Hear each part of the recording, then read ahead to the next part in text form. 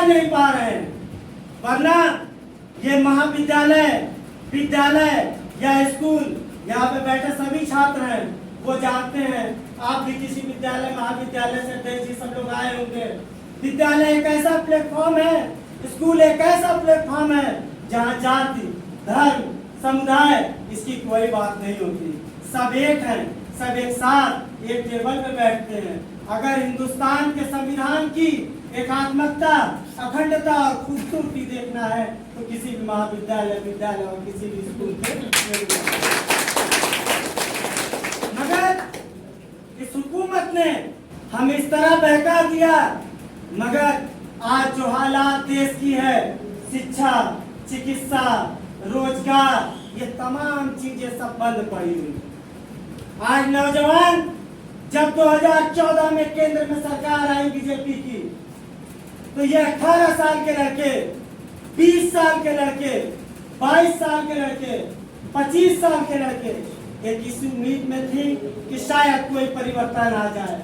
वरना ये कांग्रेस कमेटी, ये जो इसकी हुकूमत रही है हिंदुस्तान में आजादी के बाद से, वो नंगे पांव वो नाली के किनारे बैठकर गांधी के बारे में चर्चा करते हैं, वो नेहरू के बारे में चर्चा करते हैं, जिन्होंने जाने कितनी उपलब्धियां दी, जिसको गिनाना पड़े तो गिनाते गिनाते वक्त गुजर बात करते हैं। ये इनकी हैसियत से बाहर है। इसलिए इन्होंने अपनी राजनीति को देश की एक बहुसंख्यक आबादी पे ले जाके छोड़ दिया और सांप्रदायिक उन्माद फैलाना शुरू किया और लोगों के मनों में सांप्रदायिकता डाल दी।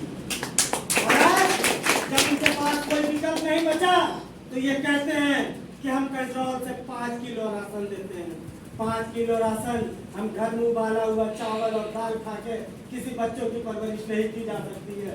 परवरिश का सबसे बेहतरीन तरीका शिक्षा है और आज के दौर में आने वाली नस्लों से उनकी शिक्षा छीन ली जाए, वो खत्म हो जाएंगे। एक उर्दू अखबार आता है इनकलाब, उसके ऊपर एक छोटा सा मजमून लिखा होता है कि कौमों की हयात उनके तकीक पे महफूज, जिस कौम की जान लेनी उनकी जबान छीन लो, जिस जवान की जान लेनी उनके हाथों से कलम छीन लो, जिन नस्लों को बर्बाद करना है उनकी कलम छीन लो, उनकी कलम छीन लो तो उनकी जबान बंद हो जाएगी। और ये 5 किलो राशन का ये तो वही हाल है कि हुकूमत इस कदर आवाम पर एहसान करती है, हुकूमत इस कदर आवाम पर एहसान करती है कि आंखें छीन लेती है और चश्मे दान करती है कि तुम इस चश्मे के साथ दुनिया को देखो, वो भाजपा के चश्मे से देखो, सांप्रदायिकता की नजरों से देखो, अपने पड़ोसी को गलत नजरों से देखो, अपने पड़ोसियों को बुरी नजर जिनके साथ हम एक साथ ही दिवाली तमाम त्योहार मनाते चले आए। हम जिन दोस्तों से, मेरा दोस्त अभिषेक यादव भी है, मेरा दोस्त अश्विनी तिवारी भी है, मेरा दोस्त शिवेंद्रमणि त्रिपाठी भी है, हम तमाम दोस्तों के साथ रहे, मीरान के साथ रहे, आज उनकी वो सियासत है कि हम अपने दोस्तों को, अपने पड़ोसियों को बुला दें। उन्होंने हिंदुस्तान की वो तस्वीर बना दी कि हाकिम वक्त ने ये कैसा हिंदुस्तान कर दिया, हाकिम वक्त ने ये कैसा हिंदुस्तान कर दिया, बेजान इमारतों को हिंदू और मुसलमान वो पूरे हिंदुस्तान में घूम रहे हैं।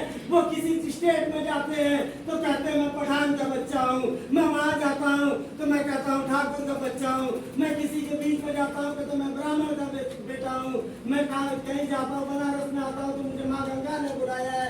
वो तमाम तरह के सबूत छोड़ते हैं, वो एक मदारी का काम कर रहे हैं और खेल से भी लोग कुछ देर के बाद उठ जाते हैं, एक समय के लिए किसी को खेल पसंद आता है।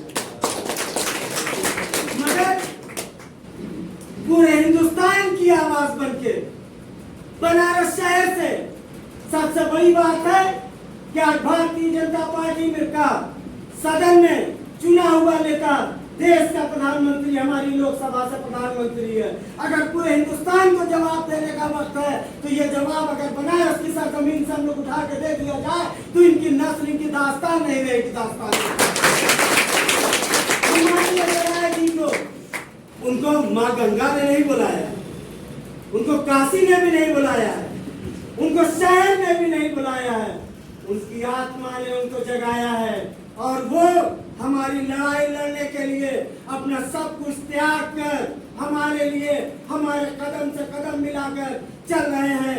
हमारी जरूरतों के लिए, हमारे भविष्य के लिए, हमारी हर एक वो जरूरतें जिससे हमारा भविष्य निर्धारित होता है, उसके लिए संघर्ष कर रहे हैं, आंदोलन कर रहे हैं, वो लड़ाई कर रहे हैं। और आने वाला 10 दिन हमारा मुस्तकबिल इस 10 दिनों में है। अगर यहाँ पे बैठे तमाम छात्र सभी ग्रेजुएट हैं, सभी शिक्षित हैं, अगर आज हम यहाँ ये संकल्प लेकर निकले कि आज की इस बैठक में यहाँ बैठा हुआ हर एक छात्र अजय राय है, तो मैं नहीं कहता हूँ कि ये कामयाबी कहीं दूर। जब एक अजय राय देश के प्रधानमंत्री नरेंद्र मोदी जी को ना को चने चबा सकता है, जब इतने अजय राय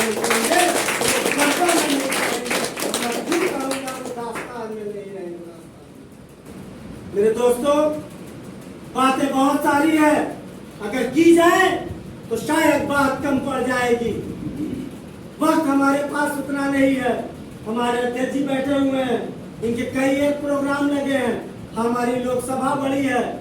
आज समाजवादी विचारधारा के लोग इस लड़ाई में एक साथ कूदे हुए हैं।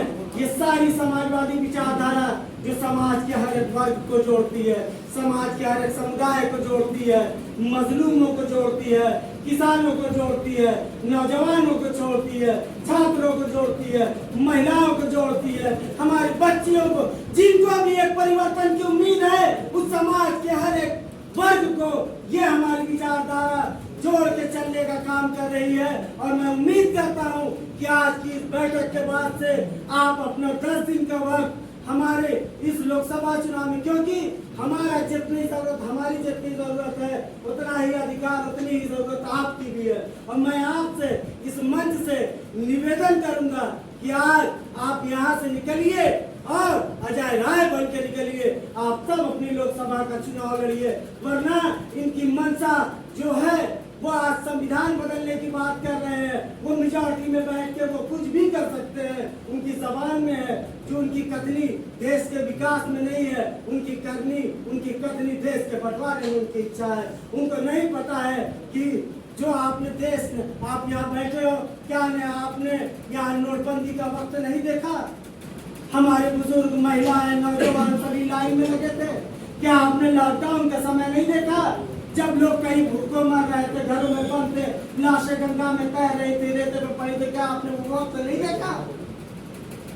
हमारा दिल लड़क गया, हमारा दिल कांप गया, मगर इस हुकूमत का दिल नहीं लड़ता, वो इस हुकूमत का दिल नहीं कांपा। इनके ऊपर सत्ता का नशा था। मुझे एक बात याद आती है कि बुलंदी का नशा हर सिमतों के जादू तोड़ देती है। बुलंदी का नशा हर सिमतों के जादू तोड़ देती है, हवा उड़ते हुए पंछी के जादू तोड़ देती है। किसी मौके पे तबाह भी अपने हालात उनको नहीं समझ में आए। उनकी मंशा बस देश के दो वर्ग को बांटने की है और मेजॉरिटी पे वो हुकूमत कर रहे हैं। उनके लिए बस आखिर हम चलते चलते यहाँ पे, क्योंकि समय कम है और मैं अपनी बातों को विराम देने से पहले मैं कहूँगा कि चंद ख्वाबों के अता करके उजाले मुझको, चंद ख्वाबों के अता करके उजाले मुझको, कर दिया वक्त ने दुनिया के हवाले मुझको। जिन्हें सूरज मेरी चौखट से मिला करता था, खैरात में देते हैं उजाले मुझको। इतना भी कमजोर नहीं, टूट जाए न कहीं तोड़ने वाले मुझको। मेरी कब्र मेरा आखिरी मशकल है, किसमें दम है कि मेरे घर से